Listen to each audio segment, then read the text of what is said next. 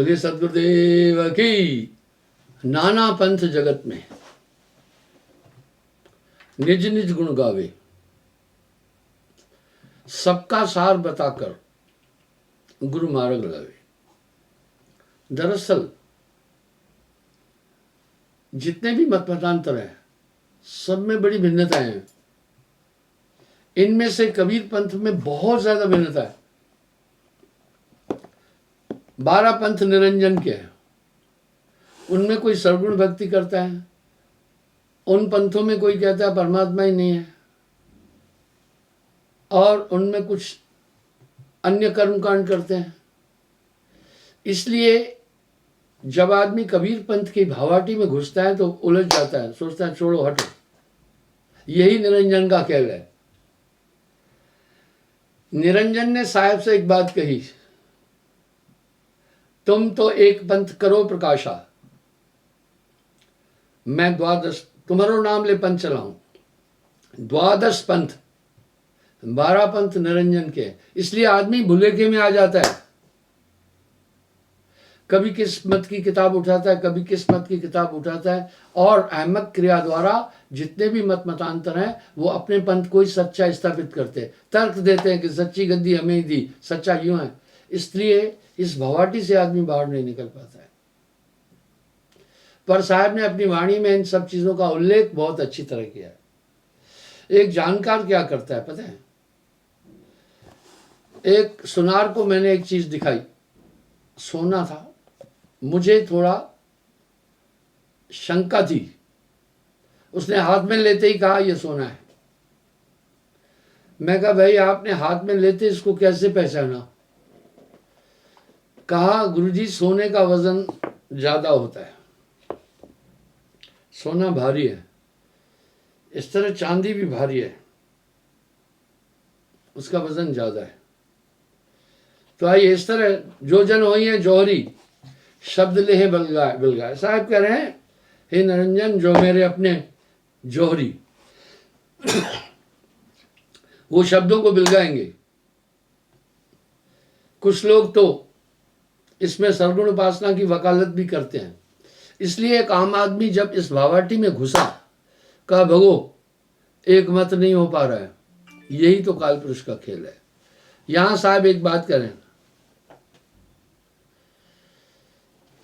साहब ने तो शुद्ध अध्यात्म कहा, एक बिंदु पर लाकर छोड़ा, ये संसार काल का देश है, तुम काल के अधीन हो, और मन ही आए काल कराला, जीव नचाए करे बेहाला।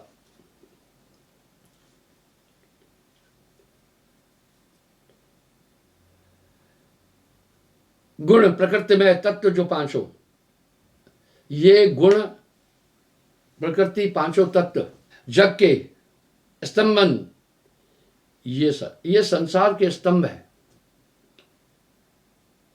प्रथम आकाश है पंच प्रकृति में, काम और क्रोध लोभ मोह में। साहब कह रहे आकाश तत्व से ही काम क्रोध लोभ मोह अहंकार की उत्पत्ति होती।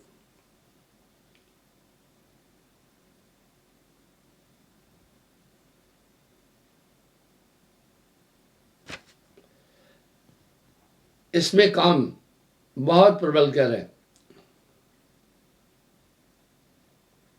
पुरुष चाहते प्रकृति नारी, सो भ्रम रूप जगत विस्तारी।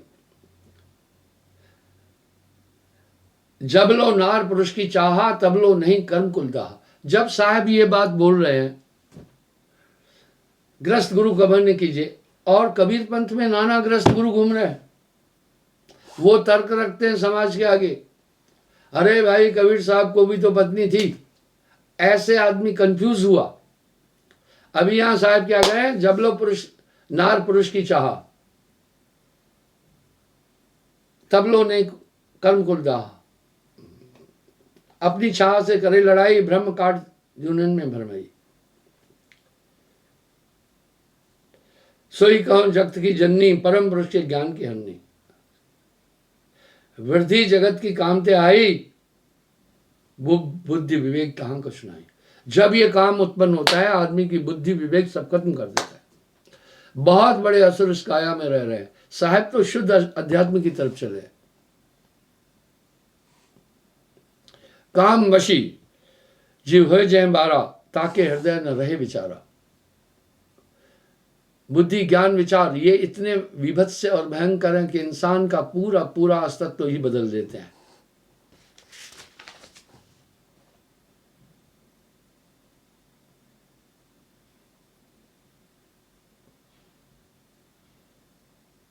प्रथम दृष्टि दौड़ जब जाई, नारी देख के यह हर्षाई। देखो साहब कैसा बात बोल रहे हैं। जब नरताए निकट निराया, कुचन के ऊपर हाथ चलाया। कुचन स्तन को कहते हैं। उस कुचन को जब निज करते परसा, अधिक मोह मन में तब सरसा। क्या क्या बात कह रहे हैं साहब। भवसागर में आए कि कोई न भयो समृद्ध, या कंचन या कुचन पर को न परस्यो हथ। साहब की वाणी में बहुत सार है।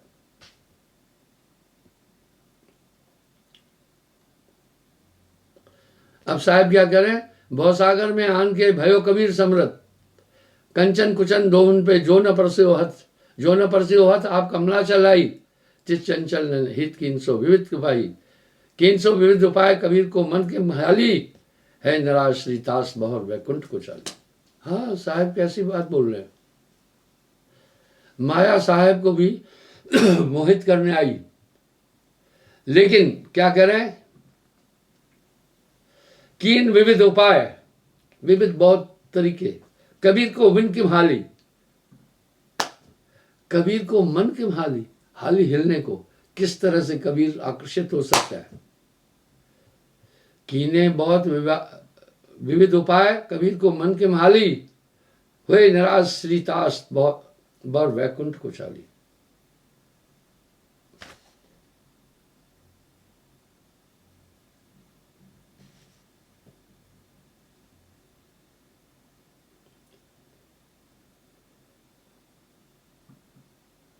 नारी के बस में सब संसारी, रचना तिम पर माह पसारी।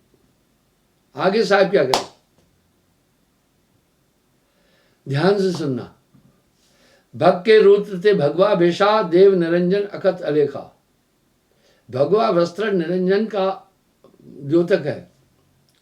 उज्जवल वस्त्र पुरुष को माना, भगवा भेष निरंजन जाना। इसलिए कबीर पंथ में और साहब की शिक्षा पर चलने वाले श्वेत वस्त्र धारण करते हैं, भगवान नहीं।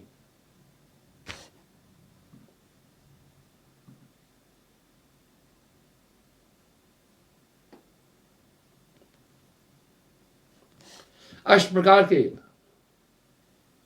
अब साहब क्या करें, अबला सम कहो बलि न कोई, तीन लोग ताके बस हुई। नारी को कहीं अबला की संज्ञा भी दी है। कह रहे हैं इससे बलवान कोई नहीं है। क्या बातें हैं साहब की। तीन लोग ताके बस हुई। अष्ट प्रकार के मैथुन आई, ताते न्यारा कोई न रही। कह रहे ये मैथुन अष्ट प्रकार का है, इससे आदमी नहीं बच पाता है। मैं देखता हूं, अनुभव है काफी।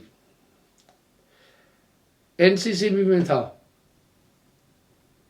तो गर्ल एनसीसी कैंपों में भी लड़कियों को ले जाना, फिर जिम्मेदारी बनती थी उनको सुरक्षित घर तक पहुंचाना।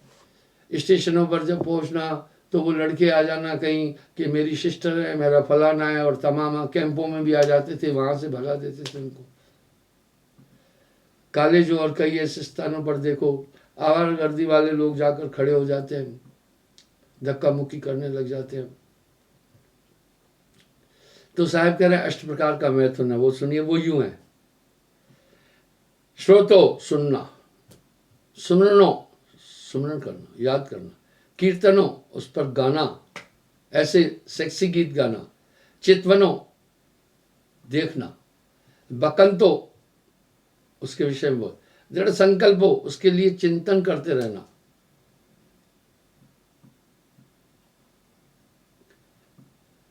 पुनः प्राप्ति को अष्टम कहंत। दूसरा संभोग क्रिया करना। ये मिथुन विकार जीव जो पागा, जरे तीन पुर्त्य अनुराग। इतना बेबस कर देता है आदमी को, कहता है बस मैं अपने प्राण दे दूंगा।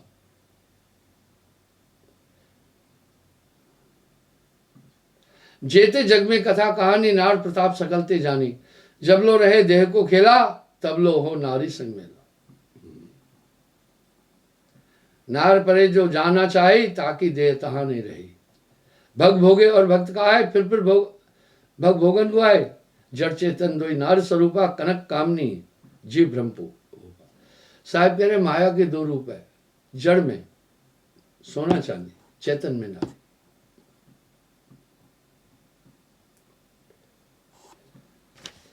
विष की बैल दोही को जाना, लगे ताहे में जीव अज्ञाना। महा महम ऋषि मुनि छल मारा, यह मनोज पापी हत्यारा। ये मन बड़ा पापी हत्यारा। बड़े बड़े ऋषि मुनि जब तब सकल भ्रष्ट कर दीने, ज्ञानी ध्यानी बस निज बस की ने। अब क्या हुआ, थोड़ा इस पर भी चिंतन करते हैं।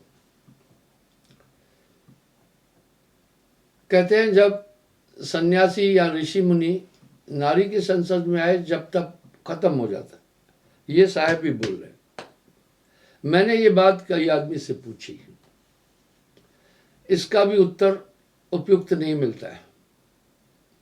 आइए थोड़ा हम देखते हैं। जो आदमी उस ईश्वर तत्व का चिंतन करता है, तो मैं इन पांचों तत्वों पर, पांचों पर, काम क्रोध लोभ मोह पर काफी विस्तार से बात किया हूं। आज पुनः आऊंगा उधर। इससे भक्ति भंग क्यों हो जाती है, वो ध्यान से सुनिए। जब मनुष्य कामातुर होता है, भक्ति जब करता है, तो उसका एक माइंड सेटअप हो जाता है ईश्वर में, और मस्तिष्क चेतन अंतःकरण प्रकाशित हो जाता है तब से। लेकिन जब वो नारी के संसर्ग में आता है, तो कामदेव जब खड़ा होता है, तो वो एक दौरा है। काम एक दौरा है। जब कामदेव आता है, तब आदमी की बुद्धि बिल्कुल भ्रष्ट कर देता है। जैसे जिस इंसान को मृगी का दौरा आता है, वो कभी इंटेलिजेंट नहीं हो सकता है, वो चाहे कितना भी शिक्षित होगा। वजह, मृगी के दौरे में जो ब्रेन में शिवरिंग होती है, वो बड़ी भयंकर होती है। ब्रेन की पूरी कोशिकाओं को वो दौरा विचलित कर देता है, कंपित कर देता है, कंपायमान कर देता है। गिर जाता है इंसान, भूल जाता है। थोड़ी देर में जब उठता है, तो हम सोचते हैं ये अब ठीक हो गया। नहीं हुआ ठीक। वो उठ करके चारों तरफ देखता है। वो सबसे पहले ये जानना चाहता है ये क्या हुआ। एक दौरा आया तो उसने उसको सब कुछ भुला दिया, ज्ञान ध्यान भुला दिया, मैं कहाँ हूं ये भुला दिया। वो खड़े होकर पहले दरो दीवार को देखता है, कहाँ हूं, नहीं समझ पाता है कहाँ हूं। वाह क्या दौरा था। बाद में वो सभी शक्लें देखता है, पहचानने की कोशिश करता है कि ये कोई मेरा यहाँ, ये कौन लोग हैं। हम सोचते हैं। अब वो थोड़ी देर बैठता है, उसकी समग्र चेतना वापस नहीं आई है, नहीं आएगी। आई नहीं है, नहीं आएगी। अगर आएगी तो कुंद चेतना आएगी, समग्र चेतना उसमें फिर विकसित नहीं हो पाती है। वो जो कोशिकाएं शिवरिंग तेज से हुई, तो चित्त की कोशिकाएं भी उसमें हिली, विवेक की कोशिकाएं हिल गई, बुद्धि की कोशिकाएं हिल गई, मस्तिष्क की कोशिकाएं हिल गई, पूरा उसका मस्तिष्क ही डावाडोल हो गया। थोड़ी देर में उठता है, उठकर वो चलता है, धीरे धीरे वो फिर होश में आता है। पर होश में पूरी उस स्थिति तक, उस चेतना के बिंदु पर दोबारा कभी नहीं पहुंच सकता है। पर हाँ, उठा घर भी पहुंच जाता है। हम सब सोचते हैं ठीक है, नहीं, वो घायल की गत घायल जाने, क्या जाने वेद विचारा। इसलिए जब आदमी को ये दौरा आए, उसको ज्यादा देर यूं नहीं होने दो। जितनी ज्यादा देर वो शिवरिंग करेगा, उतना ज्यादा नुकसान होगा। तो कैसे बचाएं? सबसे पहले मुट्ठी से एक प्याज को तोड़ो, काटना नहीं है।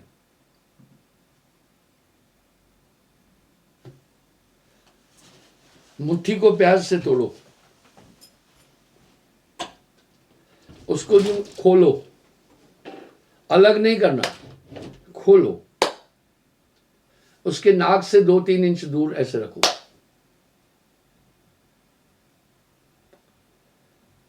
जैसे वो उसकी गंध लेगा,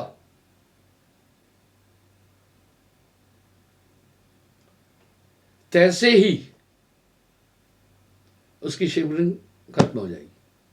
अब यहां कुछ वैज्ञानिक ये कह रहे हैं कि मस्तिष्क में जो वो कीड़ा था जिसने शिवरिंग कराई, प्याज की गंध से वो बेहोश हो जाता है।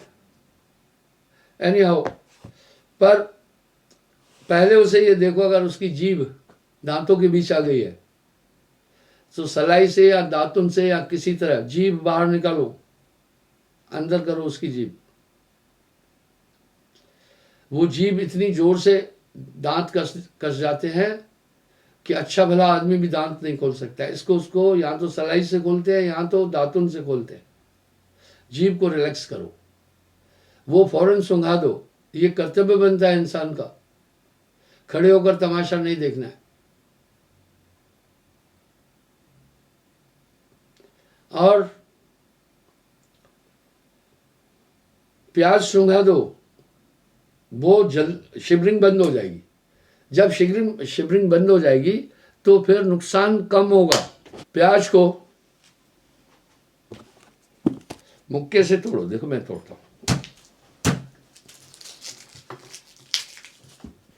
ऐसे खोलो, उसके नाक के पास रखो, बड़ी तीव्र। ऐसा क्यों खोलो? काटना नहीं, ऐसे खोलो। इसकी महक से उसकी शिवरिंग फौरन खत्म हो जाएगी।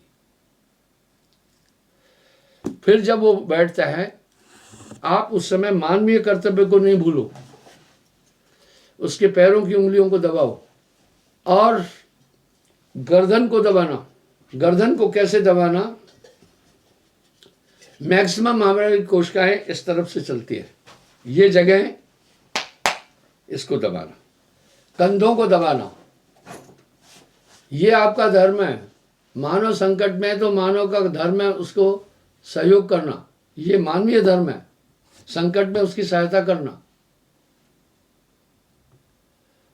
तो जब ये जगह दबाओगे वो जल्दी रिलैक्स फील करेगा।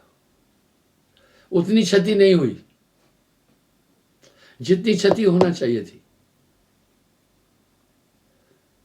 उतनी क्षति उसकी नहीं हुई। लेकिन अगर आपने उसको तड़पते छोड़ दिया, मैं आपको एक बात बताता हूं, लखनऊ की बात है। मैं लखनऊ रेलवे स्टेशन पर उतरा, जब आ रहा था तो एक आदमी मिर्गी का दौरा पड़ा, ऐसे ऐसे जोर जोर से शिवरिंग कर रहा था। 40 मूर्ख टाइप लोग खड़े होकर उसको देख रहे थे और घेर लिया था, हवा भी नहीं मिल रही थी। वहां मैं गया, उन सबको हटाया। मैंने कहा क्या कर रहे हैं आप लोग? उसको फिर मैंने यहाँ दबाना शुरू किया, वो थोड़ी उसकी शिवरिंग कम हुई। बैठा वो, सबको देखता रहा। पहले मैं समझ गया अब ये पूरे होश में नहीं है। फिर उसने थोड़ा सा ठीक हुआ, मैंने उसके हाथ पांव दबाए, ठीक हुआ। फिर बैठा, जैसे खड़ा हुआ थोड़ा लड़खड़ाने लगा। मैंने कहा थोड़ी देर और बैठा। बोला नहीं, अब मैं खड़ा हो जाऊंगा। कहने का मतलब है आप ऐसा ना करें। मैं आपको एक एग्जाम्पल दे रहा हूं, आप डरे नहीं किसी से।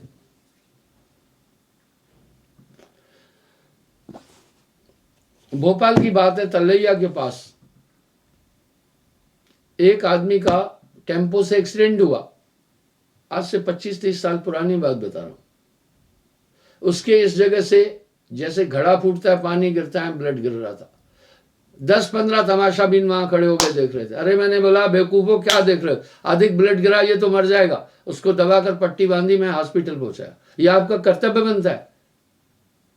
न जाने उसमें किसका जीवन कैसा हो। ये स्थिति आपके साथ भी हो सकती है। आप उस समय मानवीय कर्तव्य को कभी न भूलें। नहीं डरें पुलिस से, नहीं डरें किसी से, आप अपना काम करें। अभी तो सुप्रीम कोर्ट ने एक इंस्ट्रक्शन भी दे दी है, अगर किसी घायल को या परेशान को या एक्सीडेंट वाले लोग आदमी को उठाकर कोई लाता है, उससे कोई पूछताछ नहीं की जाएगी, उससे कोई तंग नहीं किया जाएगा। मैं आपको 2 उदाहरण दूंगा, उससे आप ध्यान से सुनना। उसको वो ठीक हो गया। मैं एक दूसरा उदाहरण दे रहा हूं। मेरा आश्रम है कठुआ में, मैं आपके साथ लाइव बातें शेयर कर देता हूं कभी कभी। यहां से मैं, उस समय मेरे पास एक ही गाड़ी थी, सन 95 की बात है। उसमें मैंने कुछ जरूरी सामान कंस्ट्रक्शन का रखा था, राशन पानी रखा था, ट्रैक्स गाड़ी थी और 5-6 आदमी सेवा के लिए थे, ड्राइवर था, मैं था।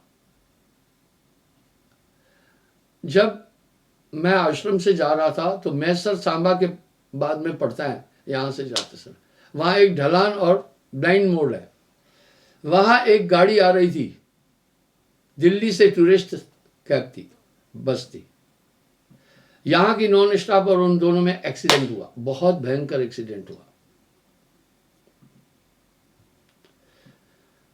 जब एक्सीडेंट हुआ, गाड़ी का मुंह जो दिल्ली से जम्मू आ रही थी पलट कर फिर दिल्ली की तरफ हो गया था। और ये घटना कब हुई, मैं सिर्फ उस नॉन स्टॉप बस से 50 मीटर पीछे था, धमाका हुआ, सब चीज हुई, धुआं उठा, मैंने देखा, ये मेरे सामने घटना हुई। मैंने लड़कों को कहा सामान नीचे, मैंने कहा गाड़ी लाओ, इनको हॉस्पिटल पहुंचाना है। तो मेरा ड्राइवर कहने लगा गाड़ी में तो वो सामान है और इसमें वो है। मैं बोला सामान को आग लगा दो, जल्दी करो, गाड़ी खाली करो। मैं बस में गया, जो वीडियो कोच थी, ड्राइवर तो बेचारा स्टीयरिंग पर ऐसे पड़ा था, मैंने जब उसको टोया वो खत्म था, उसको झटका लग गया था। मैंने उनमें से कुछ जो घायल लोग थे, जो लहूलुहान थे, उनको उठाया, गाड़ी में रखा, मैं बाकी को ढाढ़स दिया, मैं जल्दी आ रहा हूं। हॉस्पिटल में मैं गया, उनको मैंने एडमिट कराया। तो एक माई मुझे कहने लगी मेरी एक छोटी बच्ची उधर है, मैंने कहा उसका खून भी गिर रहा था। मैं कहा आप चिंता मत करो, मैं फिर आ रहा हूं, उन सबको मैं उठा के लाऊंगा। मैंने चौराहे पर जितने ऑटो खड़े थे उनको कहा आप चलो, वहां एक्सीडेंट हुआ है, सबको वहां चोट जो लगी है उनको लाओ, पेमेंट मैं दूंगा। ये बड़ाई के लिए नहीं बात बोला, मैं बोला आपका किराया पेमेंट मैं दूंगा। पुलिस को भी मैंने इन्फॉर्म किया। मैं दोबारा गया, फिर 10-15 आदमी को फिर मैं उसमें ठूस करके ले आया। उसके बाद कहीं कार्रवाई हुई है। तब वो एक माई मुझे पता है क्या बोली, मैंने उसकी वो बच्ची भी लाई, मैं कहा तो यही है ना बच्ची? बोला माई मुझे भावुक होकर क्या बोली, सच बता रहा हूं, आप कौन है? मैं बोला इसको छोड़िए, आपकी बच्ची आ गई, आप आ गए, जाने दो मुझे। बोला नहीं, बताओ कौन है। बताए, वो इतनी प्रभावित हुई, वो औरत बड़ी प्रभावित हुई। बोला इस टाइम पर इतना ज्यादा कठिन परिश्रम और दूसरे के लिए हित करने वाले लोग बहुत कम होते हैं, आप सही में भगवान है। वो बोल, मैं बोला नहीं नहीं, मैं ऐसा कुछ नहीं कह रहा हूं, लीजिए। इस तरह से हो सकता है आपके इस प्रयास से किसी की जान बच जाए। मैं अपनी घटना आपको सुनाता हूं, ये भी करीब 32 साल पुरानी बात है। आप कभी देखते होंगे मुझे इधर थोड़ा निशान नजर आता है। एक आदमी मुझे रेलवे स्टेशन पर मोटरसाइकिल पर रिसीव करने आता था, सुल्तानपुर। मैं लेट हो गई, मेरी ट्रेन लेट हो गई, 11 बज गए, 10-11 बज गए। मोटरसाइकिल पर, वो कद का छोटा था,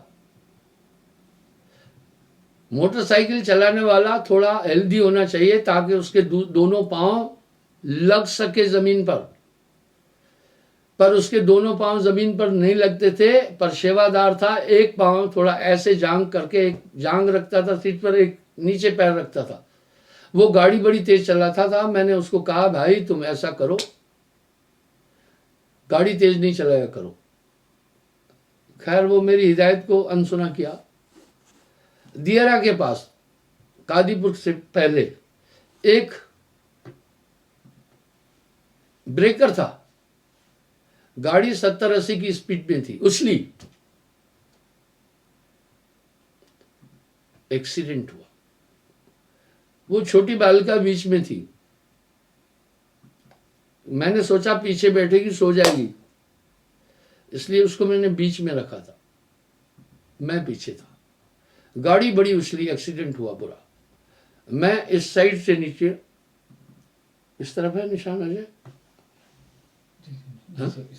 लेफ्ट ऐसे गिरा, मेरी बॉडी से करीब 80% ब्लड गिर गया, अनकॉन्शियस हुआ वो भी। लेकिन ये साहब की क्या मौज थी, उस बालिका को कुछ नहीं हुआ, बड़ी चेतन थी। रोड पर आकर रात के 11 बजे चिल्लाने लगी, एक्सीडेंट एक्सीडेंट एक्सीडेंट हुआ, और ब्लड बहुत तेजी से बह रहा था दोनों का। उसमें से कोई एक सज्जन आया, उसके पास ही कादीपुर हॉस्पिटल भी है और बड़ा पुलिस स्टेशन है, तहसील है वो। पुलिस आई और हमें हॉस्पिटल में ले गई, टाँके लगे, सब चीज हुई। आप सोचें अगर 10 मिनट इसमें और विलंब होती तो मामला खत्म था। इस तरह आप ऐसी आपदा में इंसानी नाता कभी न भूलें, किसी से नहीं डरें, उसकी मदद करें। परहित सरस धर्म नहीं भाई, पर पीड़ा सब नहीं अतमाई।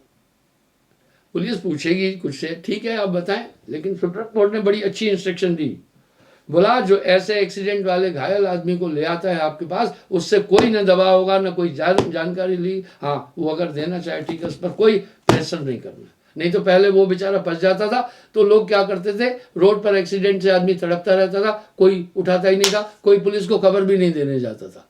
तो इस तरह से आप उसकी पूरी पूरी मदद करें। तो मैं ये कहने जा रहा था, इसी प्रकार काम का दौरा है। जब काम का दौरा इंसान पर सवार होता है, पूरी ब्रेन की कोशिकाएं विचलित और कंपित हो जाती है। यही कामदेव खोपड़ी पर बोला सवार हुआ। ये दौरा है, बहुत डेंजर दौरा है, इसको कोई रोक नहीं पाता है। यही साहब भी कह रहे हैं,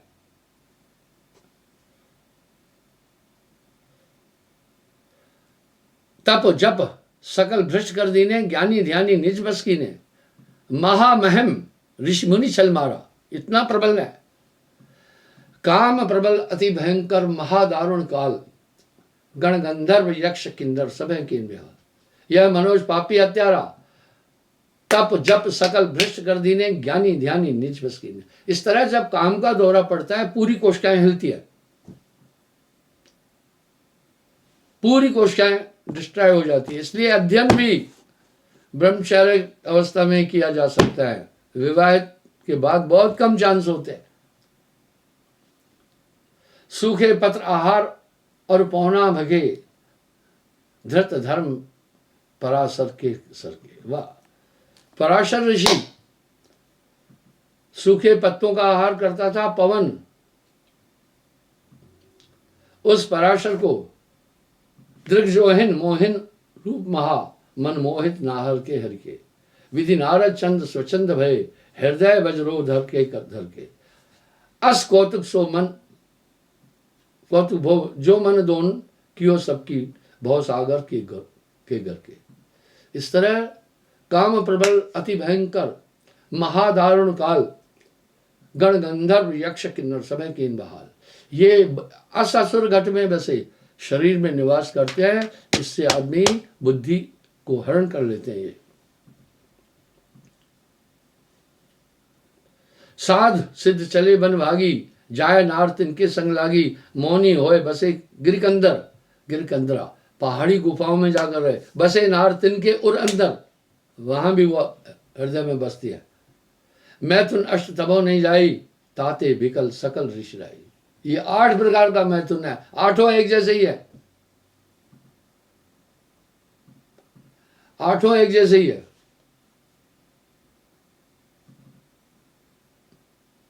जितना आपका मैथुन और संभोग की तरफ ध्यान रहेगा, पूरी बॉडी स्थिर नहीं रहेगी। तो यहां तक कि कह रहे हैं, काम वासना के लिए शिशन इंद्री का जागृत हो जाना भी एक तरह का संभोग है और हानि पहुंचेगी आपको। क्या क्या बात कह दी। दही जैसे जमाने के लिए दही को हिलाना नहीं है, तब दही जमेगी। इसी तरह ब्रह्मचारी लोग इससे सावधान भी रहते हैं। मैथुन अष्ट तबो नहीं जाई, ताते सकल बिकल सकल ऋषि राई। सकल ऋषि राय इससे बिकल हुए। बाहर का विकार जो त्यागे पुण्य अंतर को दुख दो दागे। बाहर से दूरी बना लेते हैं लेकिन अंतर में रहते हैं।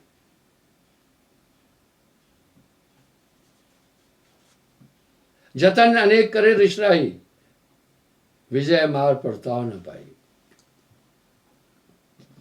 अब यहां साहब एक बात कहते हैं, वाह क्या बात करें। जहां नाम तह काम नहीं, जहां काम नहीं नाम, कहे कबीर कैसे रहे रव रजनी इकट्ठाम। रव रजनी इकट्ठाम बहुत मुश्किल होता है। मेरे पास कुछ लोग भावुक होकर कहते आते हैं, कहते पूरा जीवन आप क्या गुजारेंगे। मैं समझ जाता हूं बहुत मुश्किल है।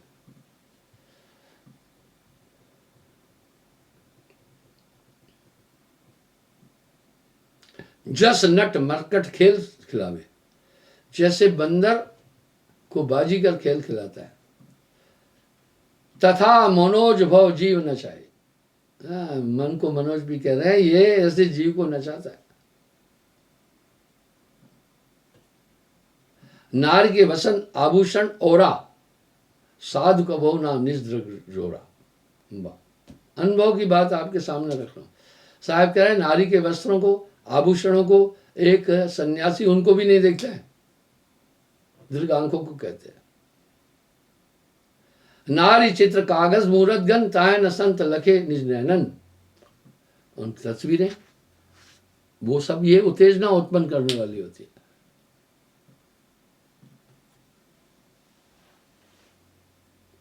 निरखे ध्यान आव जो मूरत, चढ़े काम पुन ताहे बिसूरत। काम कलोल करे पशु खग में, साधु न कवे दृष्टि डारित। कह रहे हैं जानवर आदि जब काम क्रिया कर रहे हैं, संभोग कर रहे हैं, उस पर दीर्घ आंखें कभी नहीं ले जाना है। बड़ी बड़ी नीतियां बोली हैं शास्त्रों में भी। उसमें यहां तक लिखा है नर नारी मैथुन क्रिया कर रहे हैं, गर्भ द्वार की तरफ कभी नहीं देखना चाहिए। साहिब वाणी में यहां तक लिख रहे हैं पुत्र की आंखों का विकार हो जाएगा, अंधा हो जाएगा।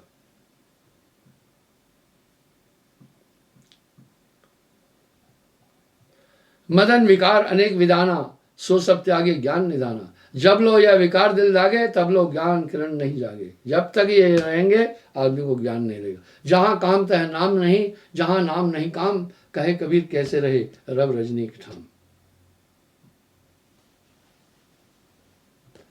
काम करे जय अवसर अंधा, करे जीव कुछ उल्टा धंधा।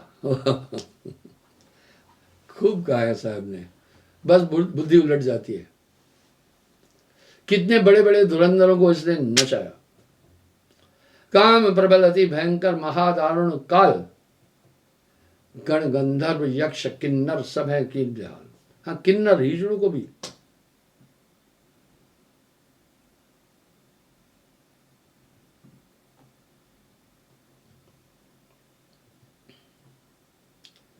रतिनाथ भात जो हाथ गए निज सुमन सर संधार में वो, तजनीत व विपरीत रहे नर धर्म बंधन भाने वो। कह रहे हैं जब ये आ जाता है धर्म कर्म इंसान भूल जाता है, सही गलत भूल जाता है, बस उसी में रम जाता है। आप देख रहे हैं पास्को केसेस में हत्या करके, बलात्कार करके हत्या करने की सजा मृत्युदंड भी है, तभी भी लोग कर रहे हैं। क्या है ये? चेतन भे जड़ रूप जड़, चित चेत निज उर आनव। श्रृंगार साजन काल कह कुछ, कान को मन मानव। इस तरह बहुत विभत्स है ये। द्वितीय क्रोध महाबलिवंता, सो समस्त शुभ गुण को हंता। हाँ क्रोध समस्त सद्गुणों को हरण करने वाला। ये भी दौरा है क्रोध का।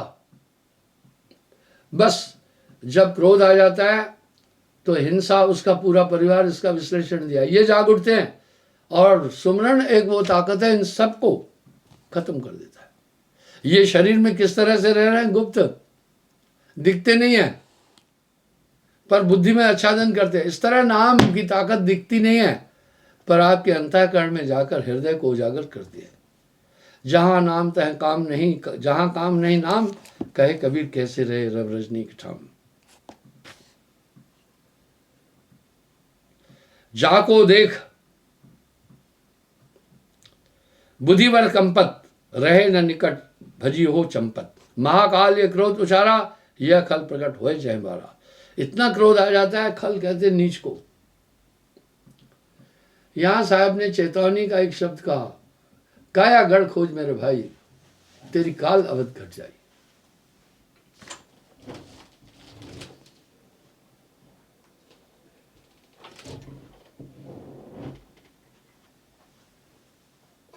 धर्म को लेश रहे नहीं रहेगी, यह अपराधी जब तब दहेई। दहने का मतलब जला देता है। प्रलय करे सद्गुण है बिडारा, यानी सद्गुणों को नष्ट कर देता है। आप दाए और न दुहिन डारा, खुद तो धधकता है, औरों को भी धधकाता है। वर्ष हजार जो मुनि तब कीने, पल में क्रोध भ्रष्ट कर दीने। कपिल मुनि ने 1000 साल वर्ष किया था और पल में वो क्रोध ने खत्म कर दिया।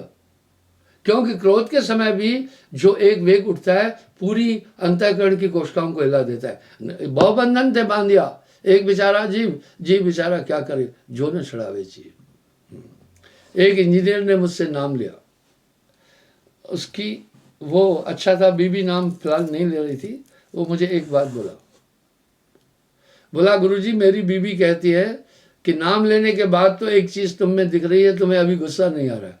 मैं बोला, तुम्हारी बीबी ने तुम्हें ठीक से नहीं परखा, नाम लेने के बाद तो तुम्हारे अंदर बड़ा परिवर्तन आया होगा।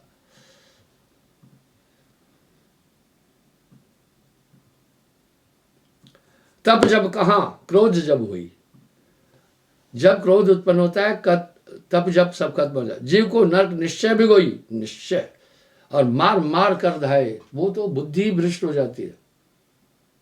सकल धर्म की धूल उड़ावे, क्रोध को अंधकार जब आवे। अहंकार क्रोध ही विकारा, तुष्ट जीव में अधिक निहारा।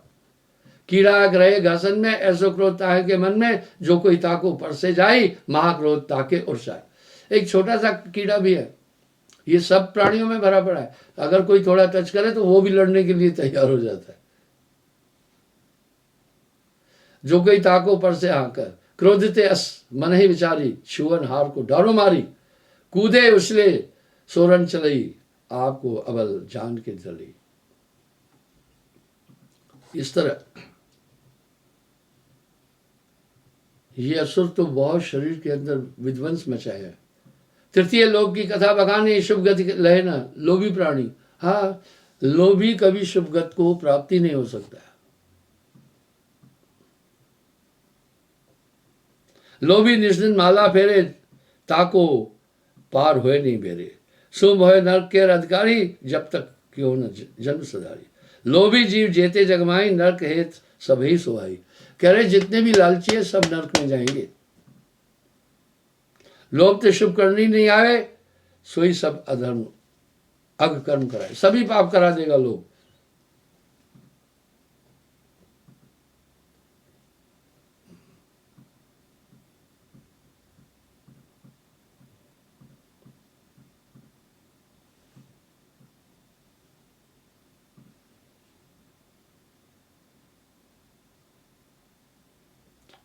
सोई नरपुर कलसो वासा,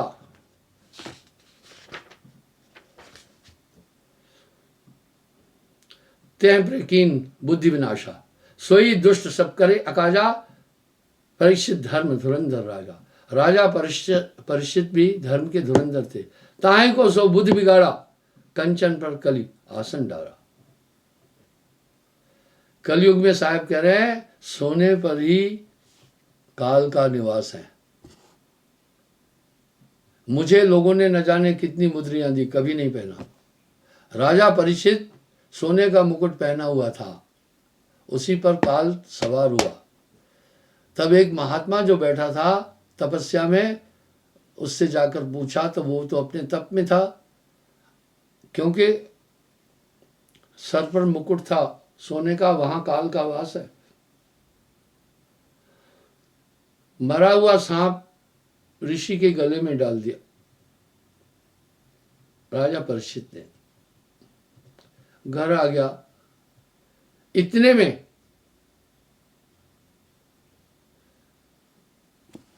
महात्मा के पुत्र ने देखा मेरे बाप के गले में मरा हुआ सांप कोई डाला है, क्रोधित हुआ, उसने श्राप दिया,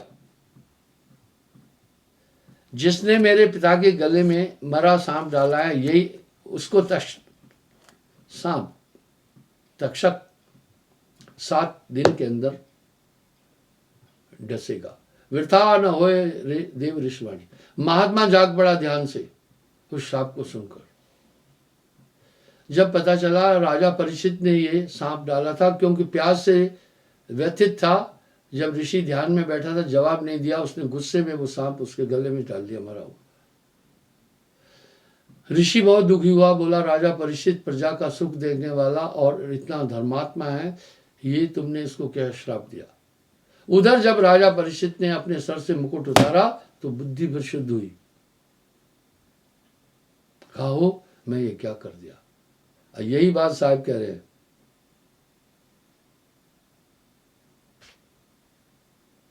धर्म मोहम्मद करे बखाना, स्वर्ण को भागी शैताना। कह रहे हैं इस्लाम में भी सोने को शैतान का हिस्सेदार मानते हैं। कंचन से जो प्रीत लगाई सोनी भगवत भक्त कहाई। हुआ सो लोभी इबलीस को बंदा, निश्चय करे ताहे को फंदा। वो इबलीस का आदमी है और वो निश्चय तुम में फंदा। पुण्य ऐसी इबलीस पुकारा, साधु सूम है मित्र हमारा। सोम साध जो जब तब करई, लोभ समस्त कृपा संग हरई। तैसे पापी दाता सोई, परम शत्रु मेरो है सोई। ज्यों जल बाड़े नाव में, घर में बाड़े दाम, दो ही हाथ उलीचे यह सज्जन को काम।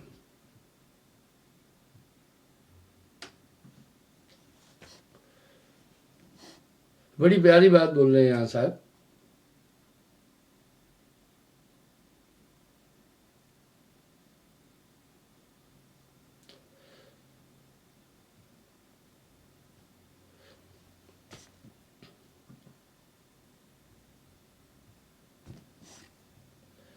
दो ही वृक्ष हैं ठोर में देखा, यक उदारता लोभ है एक। 2 पेड़ है, एक उदारता एक लोभ। दान वृक्ष वैकुंठ में बढ़नी। जो दान का पेड़ है उसका रास्ता वैकुंठ का है। गाड़ी तास जड़ ताही धरनी, जड़ उसकी वहां है और धरती पर बाकी है। शाख तास दुनिया में आई, न रहत देत सो दियो झुकाई। जो कोई पकड़े साख सखावत, सो निश्चय बेशत को जावत। वो पक्का स्वर्ग में जाएगा, जो परमार्थी है कह रहे हैं। अब मोह, चौथे मोह महादुखदानी, भव भोगन की यही निशानी। ता पिता सुहृद परिवारा, सगे सहोदर सहसुद्धारा। प्रथम है माता पिता को मोहा। पहला मोह माता पिता का। अंध सो जिम काई लग लोहा। जे अवसर धरनी घर आई, माता पिता की प्रीत बुलाई। जिस समय घरनी घर आती है पत्नी, माता पिता का मोह छोड़ता है। परम प्रीतमा नारी आई, बागिन यथा गरासन चाहिए। बोला बागिन की तरह मधुर मधुर बोले मुस्काई, महा कठिन जीव ज्ञान ठगाई। हने सबे सो काम कटारी, सर्वत छीन ले सो नारी। वाह, काम कटारी से सब वो। ताते प्रकट भय जो पूता, पूत नहीं आयो यमदूता। साहब क्या करें, उससे जो प्रकट पुत्र हुआ, पुत्र नहीं है यमदूत है। साहब ने पुत्र पर बहुत कुछ कहा। पुत्र समान को बेरी जग में, जन्मते ही दारा हर रही। ब्याह भय घर वेदी। जन्मते ही पत्नी छीनता है वो, क्योंकि आपकी पत्नी आपसे प्रेम करती है। पुत्र आया उसी में रम जाएगी। जवान होने पर घर छीनता है। आप वैसे अपने घर में कभी भी जाते, बहुरी आ गई तो आप सोच कर जाएंगे, मुए मुख में अग्नि दे। पुत्र के मोह में जन्म गवायो, ताते कभो न छूटन पायो। ताकि मोह भयो जीव अंधा, चला अंत पर यम पर बंदा। पुत्र से कहो कौन सुख पाया, शूल गए जर मूल नशाया। जन्मते ही युवती हर लीना। ये साहब यहाँ आगे कह रहे हैं, यानी पैदा होते ही वो अब पत्नी छीनता है। युवा भय तब धन वित्त छीना। और वृद्ध होने पर पैसा छीन लेगा। म्यूह पर कपाल को फोड़ा, माया शुद्ध हो बैरित मोरा, यानी चिता पर कपाट को फोड़ता है कपाल क्रिया में। शत्रु को सदा मित्र जग जाना, मूड नहीं चेते बिन ज्ञाना। साहब कह रहे हैं ये दुनिया का लेखा उल्टा है, हमेशा वो दुश्मन को ही सच्चा मित्र मानता है और मित्र को शत्रु। मोर तोड़ के जन गवाए, भक्त महात्म हाथ ना आवे। बंधु मित्र रह सगे सिखावन, सो समझते हैं भक्ति के दुश्मन। इन्हें पेल के हरि यश बनिए, प्रीत कबो मत ठगनते ठनिए। वाह क्या बात साहब कह रहे हैं, बोला मत प्रीत करना इन सब चीजें।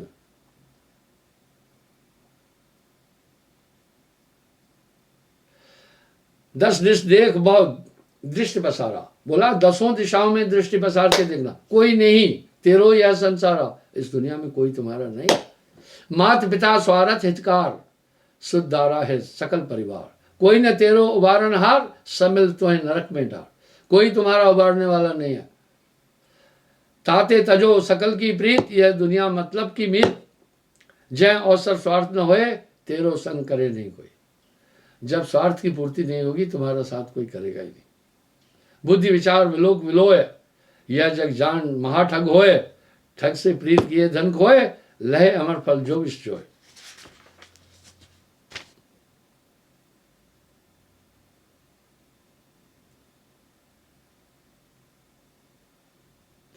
जठर अग्नि ते जो बचाया, काहे ताको दियो बुलाए। महादुख जब घेरे आए, संकट में सो करे सहाय। भजो तें जन सफल जाए, परमहंस की पदवी पाए। ताकि कृपा चले हम जीत, यह दुनिया मतलब की मीत। पंचम